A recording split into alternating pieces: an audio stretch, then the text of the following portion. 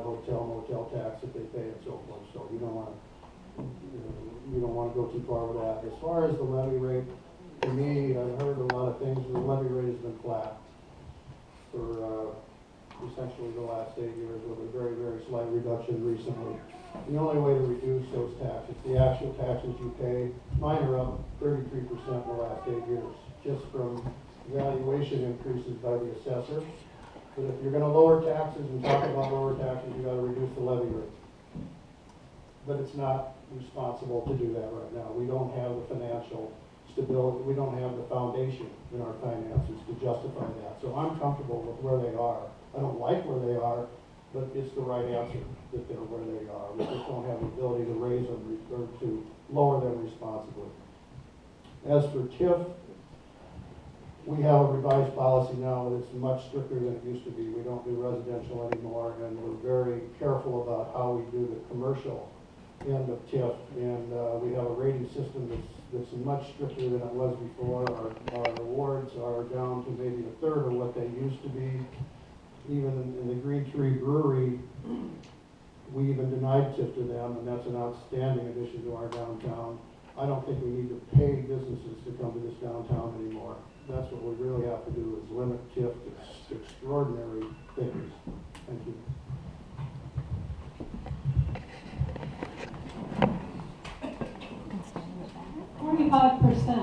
45% of all the questions that were asked concern the behavior of elected officials at council meetings and on social media sites.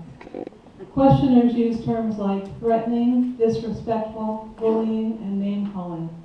What are your feelings about this observation, and if elected, how will you work with others to achieve respect and compromise for the common good of LeClaire?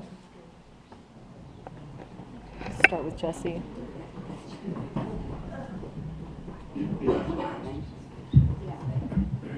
Okay, very happy to get to lead this one off. Seriously, being professional as a representative of the city council is one of the most important things to me. I have said that publicly. If you read anything that I've written, any of the questionnaires that I've answered, that's one of the top things that I put in there, is that I want to lead by example. I want you to be proud that I'm on the city council. I've never raised my voice on the city council. I've had a perfect attendance record. I'm the only council member that's not missed a single meeting in the past year. Granted, some of them have been there longer, but I've not missed a single meeting. I think I handle myself very respectfully. I've been very open with people. I've gone to great extents, even when I disagree with people, or even when people ask a question, to try and answer that question publicly, even when it wasn't asked directly towards me. And the reason is because I respect you as my community members. In fact, I've told people at this table that their respect of me is honestly more important to me than even being in office. If I can't do what I do and be proud of it in front of my children, in front of my family, in front of my neighbors, then I wouldn't be doing it. So I find it very important that we be civil and work together. And you know, the awesome part, the net result of that is that I feel that I've grown a really good relationship with a lot of the public employees. I've tried really hard to understand where they come from and know what they do, know what their obstacles are at an intimate level. And the reason I do that is because that's where I've had successes in my professional life too. I've had many, many employees in the past, and if they didn't respect me, then I probably wasn't going to get a good work product out of them. If I couldn't communicate with people, then I probably wasn't going to be able to understand them, where they were coming from, and they probably wouldn't be able to understand me. So I've had to make some very hard decisions. Not a ton of them, but some of the decisions I've made in the past year on the city council have been tough, they've been complicated, but I feel that at the very least, even when I disagree with somebody, that every decision that I've made has been handled respectfully and try to be honest and forthcoming with people.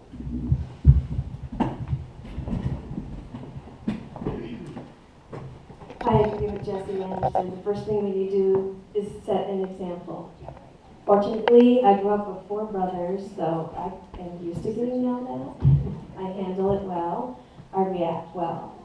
It's important to me to listen to you, and if you get a little excited, I'm willing to give you some leeway. But I think the tone up at the council chambers is set by the mayor, and he puts that example forth, and we need to follow good rules, good etiquette. And as far as attending meetings, it'd be really great to come and run for office, but, how many meetings have you attended before you ran for office? I've been attending meetings, not just for, entertainment, since I moved to this town. So it's very important that you guys go. You're getting a glimpse, a tiny glimpse of what happens, but if you can catch some of the DVDs, or if we get it on our cable channel where it'll be readily available to you, you guys will be able to keep up with that. Our people are our greatest asset, so I treat them gently.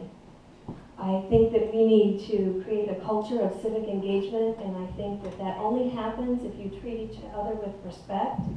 You honor opposing questions and viewpoints, and put them all together and see what comes out as the big picture. Opposing viewpoints can also be good because they can balance each other out, and nobody has the answer to everything. So we have to work together, and the more of us that are involved, the better city that we can be.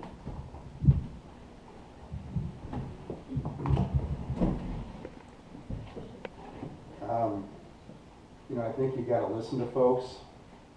You have to listen to community first, and then also listen to each other on the city council and show respect. And there's going to be differences of opinion, but 34 years I was in business, and the last 15 especially. The last 15 as a senior leader. I can tell you I've dealt with a lot of very difficult situations and a lot of very heated discussions about which is right and which is wrong and which way you want to go. I think that integrity is important. And if you go around telling one person one thing and somebody else something else, that's not integrity. If you make promises you can't keep, somebody comes in and it's easier to just tell them what they want to hear, that's going to create problems. And I don't know what's going on all the time at the city council meetings, but I can promise you that I'll listen to what you have to say, and I'll listen to the other council members, and I'll be a professional about it. And I may not always agree with what you have to say, and I'll tell you that. I think that there needs to be a lot more open communication from what I can tell between council members. If any council member calls, you should pick up the phone and answer it and talk to them. And there's a lot of that can happen, I think, not necessarily in council chambers, but offline. And then when you're in council chambers, then things shouldn't be a big surprise for each other. So.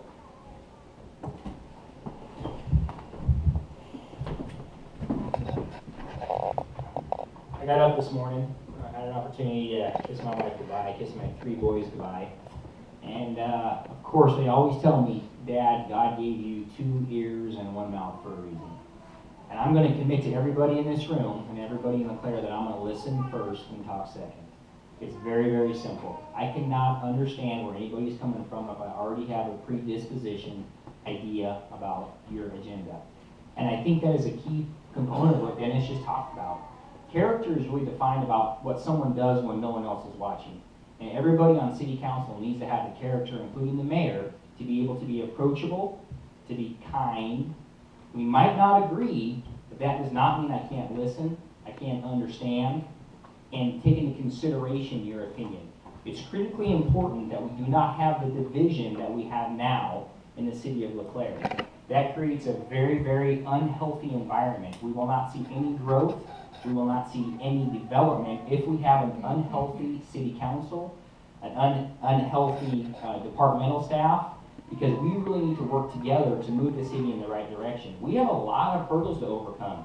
We've got a lot of things that need to be worked on, but we can't do it individually. We can't do it as one person versus another person versus another person. And I think if we start to listen first and truly understand where each person is coming from, rather than just automatically making an assumption that they're wrong, it is a lot easier to make a consensus decision of the many rather than just an individual decision of the few. So the question is kind of surrounding behavior of social media. I think I have zero tolerance for personal attacks on social media. That's my personal opinion.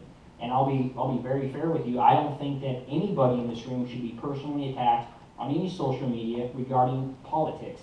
That should be left in a public setting where each person can hash those out individually. Vote for Jason. 1 second.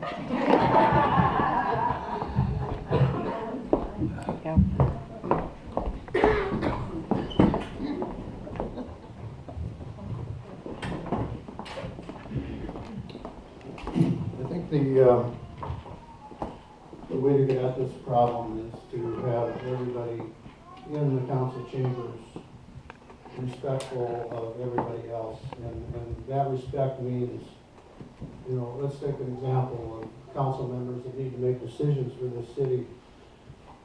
They need to ask questions, they need to be involved from the very start on some of these projects.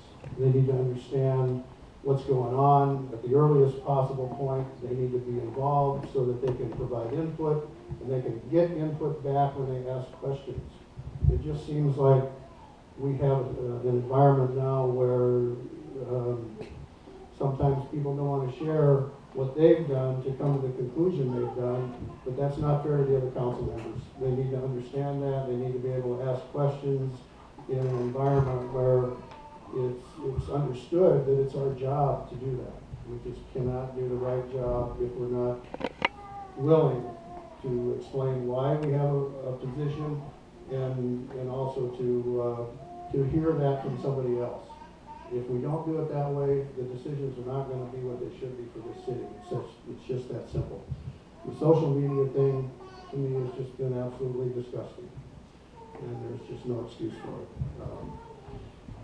As far as what goes on in the council chambers, you know, that's the thing that bothers me is the personal attacks. We can and we should sometimes disagree on what we think is the right solution to a problem, or whether we agree with a purchase or a project or whatever on the merits, but not taking personal shots at people for the positions that they have.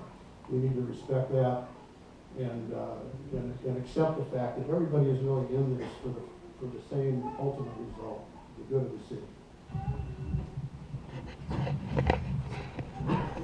Well, I'm sure that a lot of you have known that sometimes I kind of lose my temper at council meetings. But the reason I lose my temper, and I've never, ever stopped anybody from coming up and talking at the podium. Everybody has a chance to talk, and I have allowed them to do that even when they were not in the right area of the agenda. If you want somebody perfect, that sometimes I guess you better not vote for me, because I am not perfect and I don't claim to be perfect. But when I set up a meeting, I expect my council members to be informed, do their homework, and come to the meeting prepared to know what is going to be talked about. If they don't do that, and I have talked to a few council members in the past to have them to answer their questions, and they didn't like it, and they turned around and brought it up at a meeting, yes, I have lost my temper. And like I said, if you want somebody that's perfect, then I guess you don't need to vote for me, because I am not perfect. And I do have an Irish temper, and I expect my council members to be on task and understand what they are there for. They're there for the people. And they need to be informed on every subject that I put on that agenda. And when they're not, then I do get upset. And like I said, I have never stopped anybody from talking. I have only one time asked a person to sit down because they were getting belligerent. And that's the only time in 8 years. And in the 10 years that I was mayor in the 80s, I only threw out one person, and that person needed to be thrown out because they decided to charge the council chamber. So that's the reason why I had to take them out.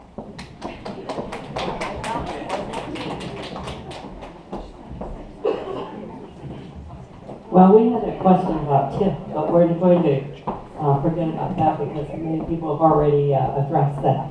But we have had some questions brought up about the need for greater diversity in city government. To that end, gender balance on boards and commissions and term limits for the mayor and council were suggested as ways to get more people involved in the process. So would you support, there are two questions here, would you support a policy maintaining gender balance on boards and commissions?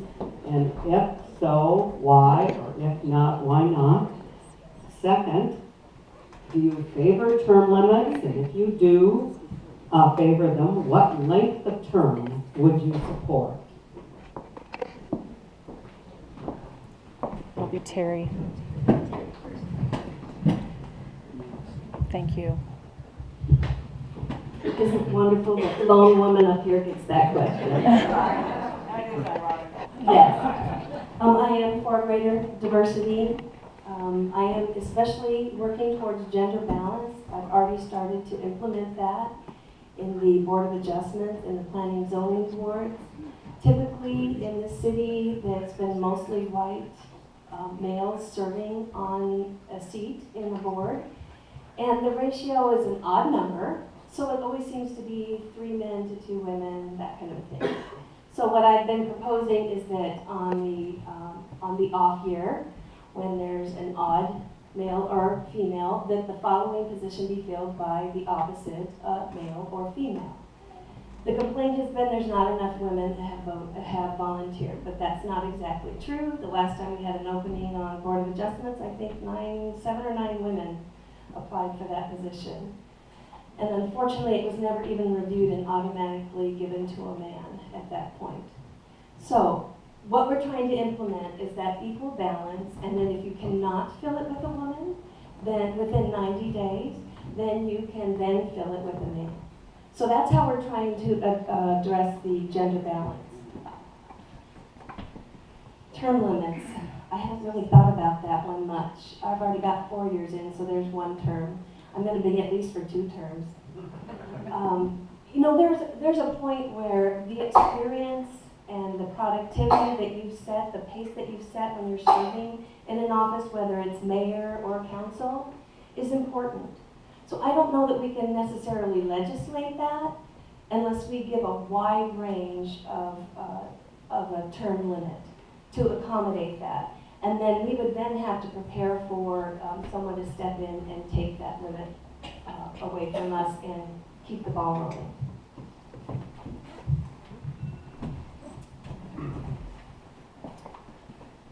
I think diversity is really important in anything.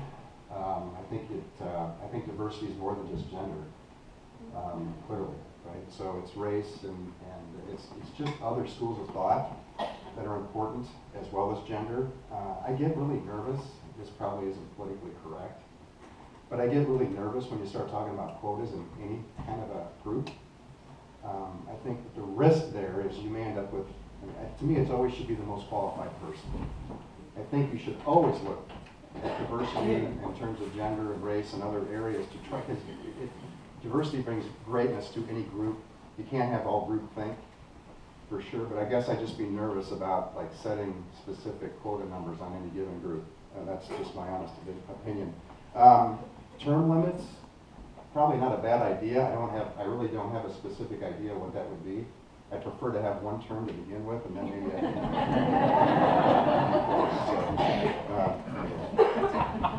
I can follow that.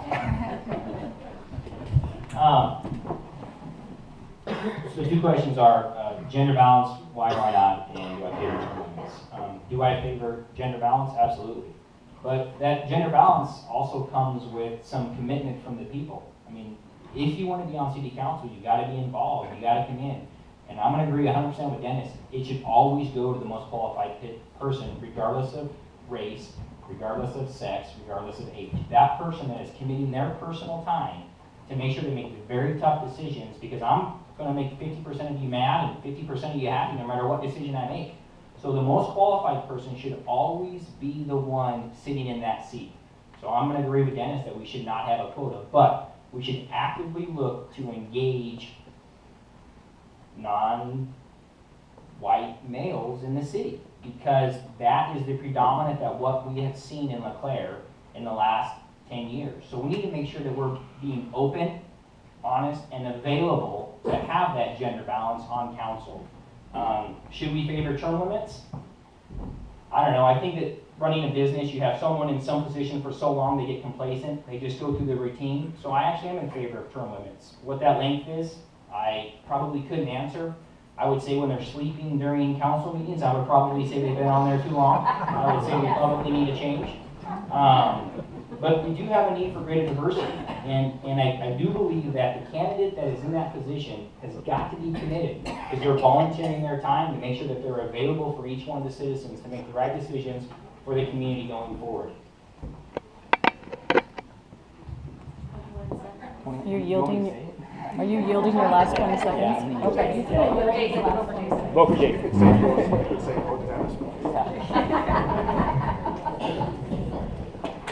Jason, maybe we're just too boring in those council meetings. I guess there's a couple of issues here. One is, are we talking about gender balance on the council? Because that's an elected position. And I don't know how we go to the electorate and say, we're gonna have a woman or a Hispanic or whatever it might be on the council, so that's the way it's gonna be regardless of how you vote. So I think we've got to make a qualification there. I definitely feel that, for our elected positions, we have enough turnover that we don't need to worry about term limits. We don't need, and obviously the gender balance thing is not even a workable situation. On our committees,